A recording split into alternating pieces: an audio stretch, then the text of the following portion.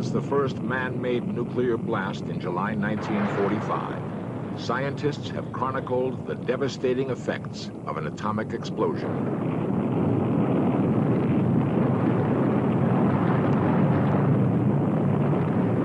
The evidence now indicates that a nuclear explosion may have occurred on Earth as early as 1908.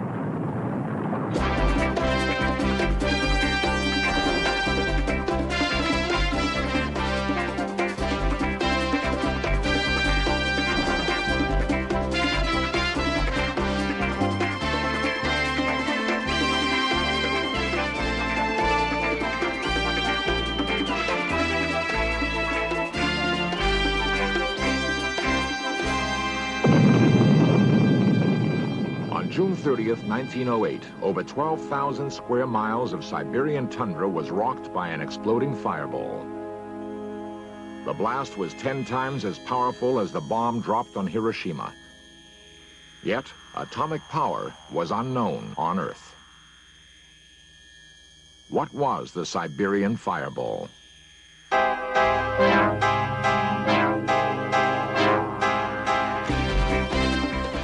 This series presents information based in part on theory and conjecture. The producer's purpose is to suggest some possible explanations, but not necessarily the only ones, to the mysteries we will examine.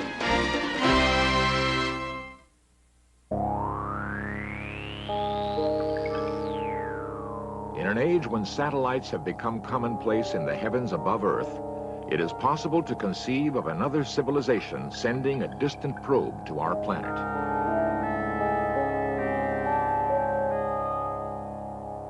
There's a startling theory that such a probe may have arrived on Earth just after the turn of the century, and that it was programmed to land in the vast open spaces of Siberia. In the 4 million square miles of Siberian tundra, there are only a handful of population centers. For the most part, it is a land that nature has forsaken. A layer of permafrost descending 1,000 feet below the surface makes farming virtually impossible. The barren land supports very little animal life and only a small, hardy population.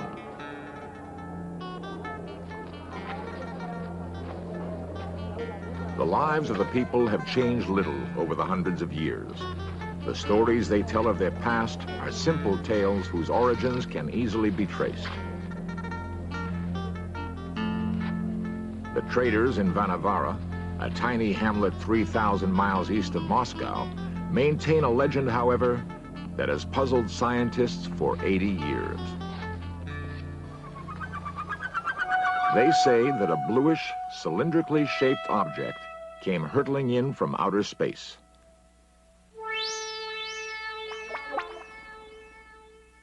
It was the morning of June 30th, 1908. At precisely 7:17, the object exploded.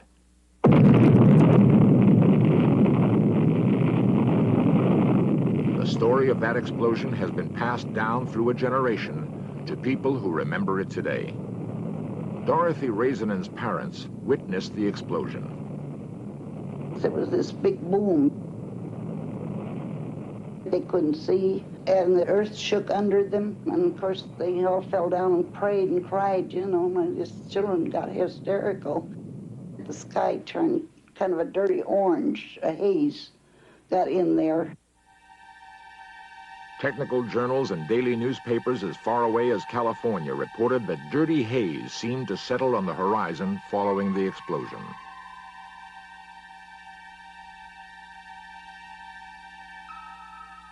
The blast that occurred in Tunguska was so intense that it knocked people off their feet, 200 miles from the blast site. Amazingly, however, there was not one human fatality. Whatever the object was, it struck in Tunguska in the middle of a swamp. What it was, or how it could have caused such massive destruction, remained a mystery. Barographs, a primitive form of seismic recorder, mechanically measured the magnitude of the explosion as far away as London and Washington, D.C., but they in no way adequately communicated the intensity of the event. nor did the brilliant sunsets, which painted the skies for several days after the explosion. The first successful scientific expedition into Tunguska was not launched until 19 years after the explosion.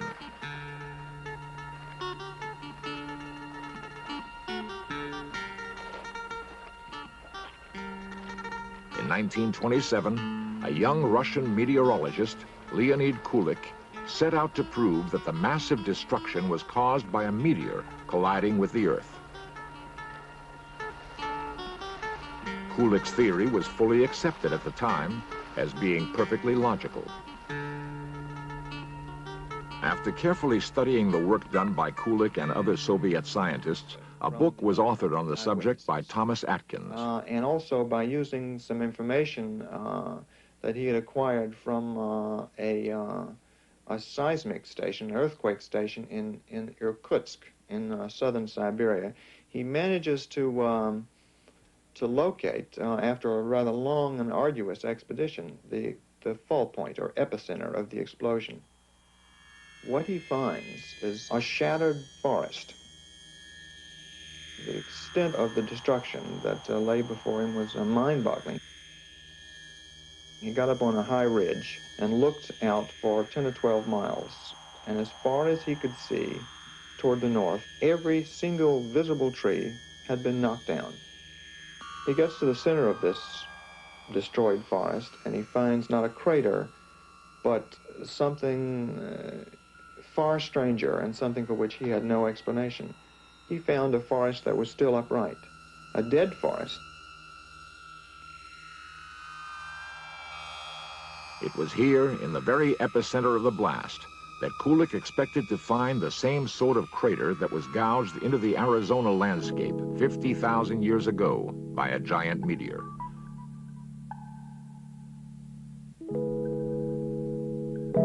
"4,000 feet in diameter and 600 feet deep, the Arizona crater has resisted forces of rain and wind to remain virtually unchanged." If a similar type of meteor had crashed in Siberia, then logically it should have left just such a crater. But it did not. That fact has sparked the controversy over the origins of the Tunguska explosion, which continues today.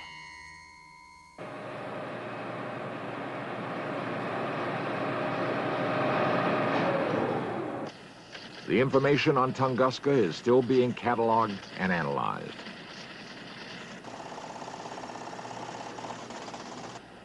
Some modern-day astronomers believe, however, that Kulik was on the right track. They maintain that a crumbly sort of meteorite, a carbonaceous chondrite, was responsible for the explosion.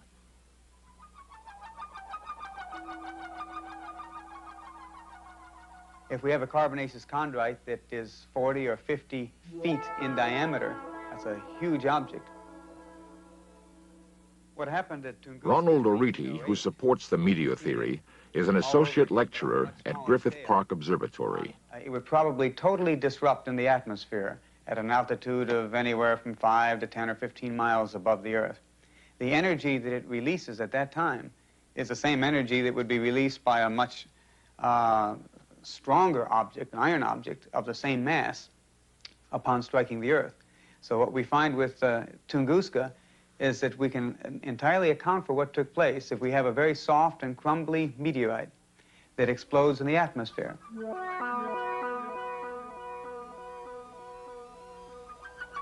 Most meteors burn up before they can explode. That fact has not escaped the notice of an equally qualified scientist, Charles Cowell of Caltech, who supports the comet theory. Comets are basically dirty snowballs. That is, they're composed mostly of water ice with some dust mixed in. They're very fragile things. They're not solid rocks. This helps explain why the Tunguska event did not leave a large crater on the ground. Even though it was a very massive, violent event, there were no large craters found. This is because the comet exploded before it hit the ground. The blast effect knocked down trees and people many miles from the center of the explosion. But it did not leave much evidence on the ground. There were no large chunks of meteorites left. This can only be explained by the fact that the comet disappeared before it hit the ground, whereas a meteorite would have left a large crater and fragments scattered all over the place. I think the comet theory is the best one, simply because it explains all the facts with the minimum number of assumptions.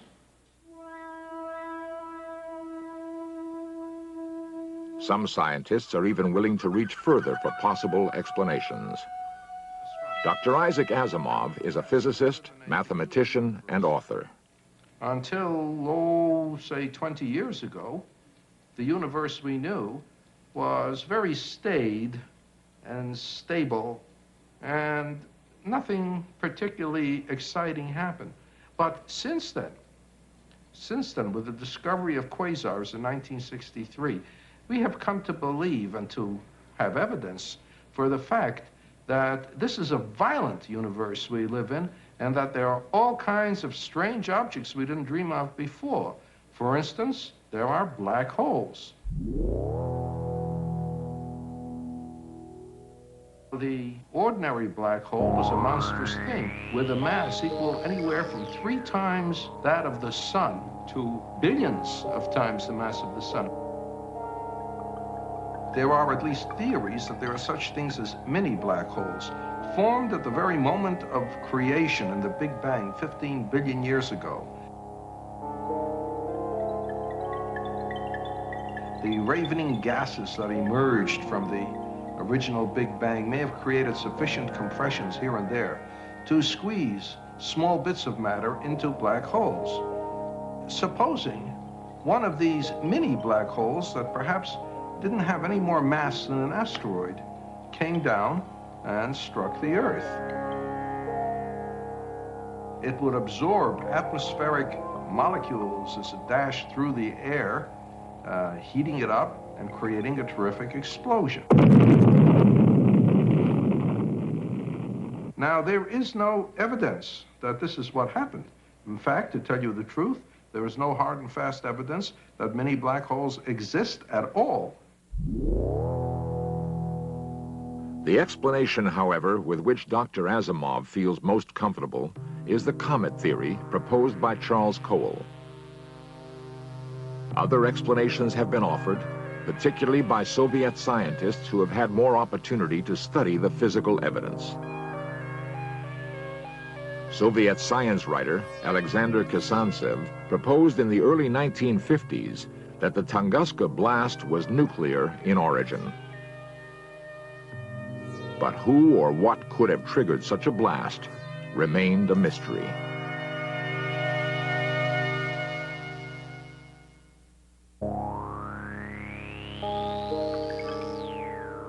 Despite the diverging opinions, scientists have one area of agreement, that on June 30th, 1908, some outer space object collided with the Earth.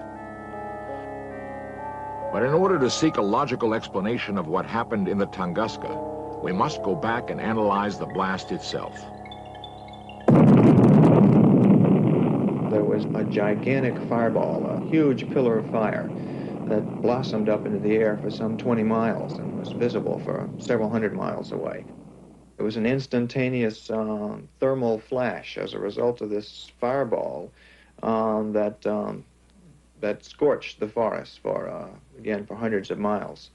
There were shock waves that rushed through the forest, knocking trees down.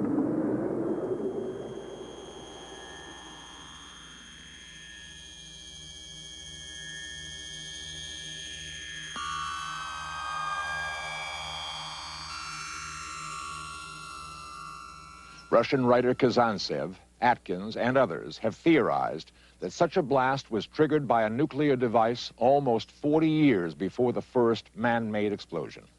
Nowhere in Earth's history is there evidence of a spontaneous atomic blast.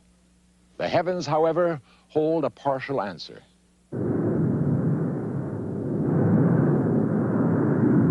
Using the sun as a model, we know that all stars have, for billions of years, created power through nuclear fusion. Surrounding these stars exist planetary systems much like our own, and it is quite likely also that if there is other intelligent life in the galaxy, they have harnessed such a power. The experiment that took place at Alamogordo, New Mexico, in the summer of 1945, proved that Earth scientists had found a way to trigger a nuclear explosion.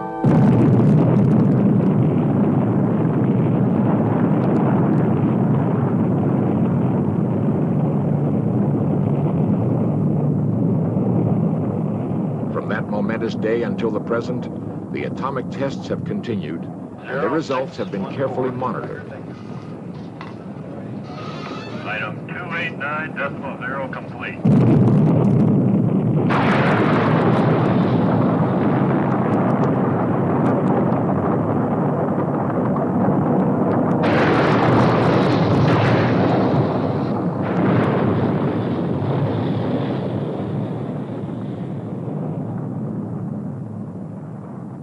Startling parallels can be found between man-made blasts and the event at Tunguska.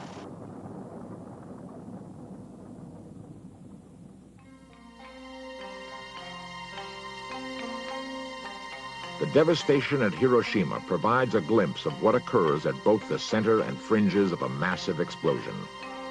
The Hiroshima castle was the exact detonation point.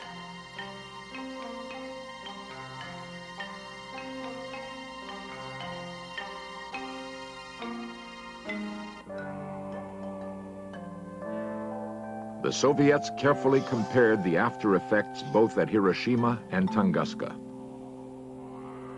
At ground zero of the first blast was the Hiroshima castle. Charred, it remained upright even though buildings far sturdier, only a few 100 feet away, were flattened and completely destroyed. This fact coincided perfectly with the telegraph forest effect that had so puzzled Kulik. Evidences of accelerated plant growth in both Japan and Tunguska were observed, as were traces of radioactive material in tree rings.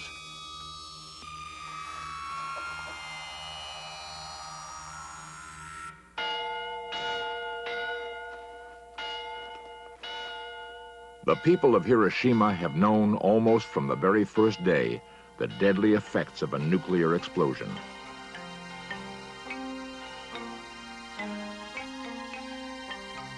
Coincidentally, the people of Tunguska have suffered similar after effects.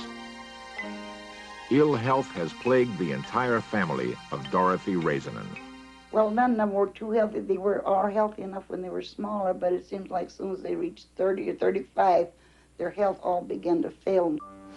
In an effort to confirm or deny their suspicions regarding Tunguska, Soviet scientists conducted one final experiment. They constructed a matchstick forest. It was the exact scale model of the Tunguska blast site. Each tiny matchstick representing a particular stand of trees.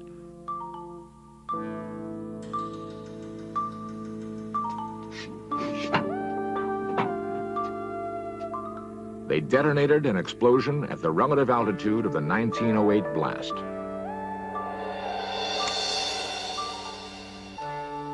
Even to their surprise, the pattern of uprooted model trees was identical to the original Tunguska explosion.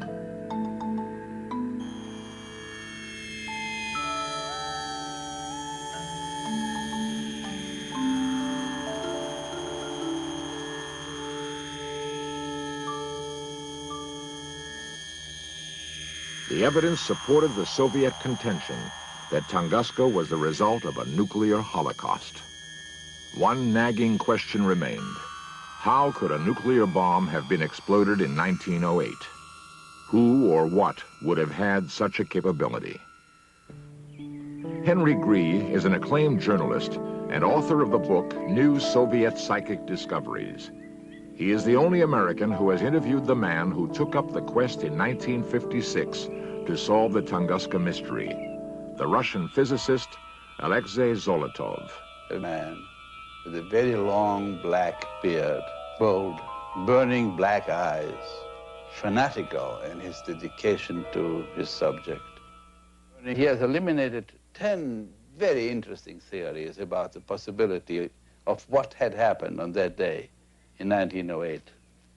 And he has eliminated each and all of them for various very important scientific reasons to arrive at the conclusion that his one theory is the most valid, namely, that an extraterrestrial civilization had sent a message to Earth for us to know that there is life in outer space, that there is civilization in outer space which is ahead of us and which is watching us very benevolently.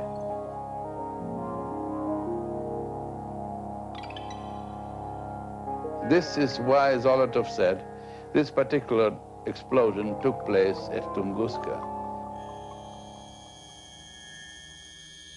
Thomas Atkins explains why he believes that the Tunguska explosion resulted from an alien spacecraft. Eyewitness accounts provided him with the object's course. And several miles above the Earth, over Siberia, it seemed to have executed an eastward turn and then a very sharp westward turn. It's that westward turn, in fact, that took this object over the more desolate part of Siberia, where it would do no human damage. They didn't know what happened. They thought it was the end of the Earth.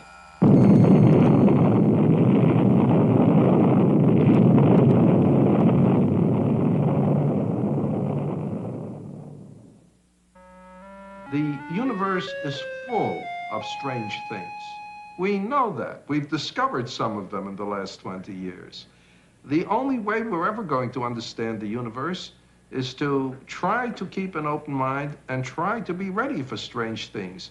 J.B.S. Haldane once said, the universe is not only stranger than we imagine, it is stranger than we can imagine.